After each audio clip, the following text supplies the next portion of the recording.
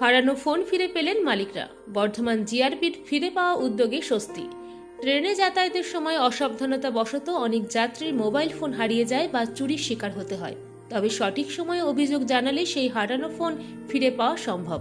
এই বার্তায় তুলে ধরল বর্ধমান জিআরপি ওসি সুজন ঘোষের তত্ত্বাবধানে আজ ফিরে পাওয়া নামে একটি বিশেষ অনুষ্ঠানের আয়োজন করা হয়। এই অনুষ্ঠানের মাধ্যমে 10 জন যাত্রীর হারিয়ে যাওয়া মোবাইল ফোন উদ্ধার করে তাদের হাতে আনুষ্ঠানিকভাবে তুলে দেওয়া হয়।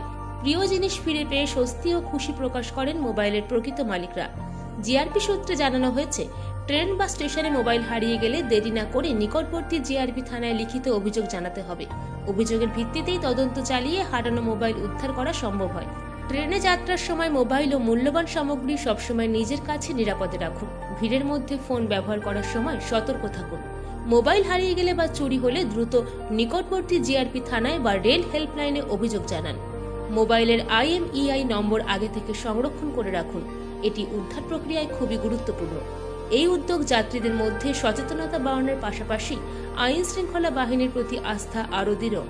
Bureau report, Memari update news.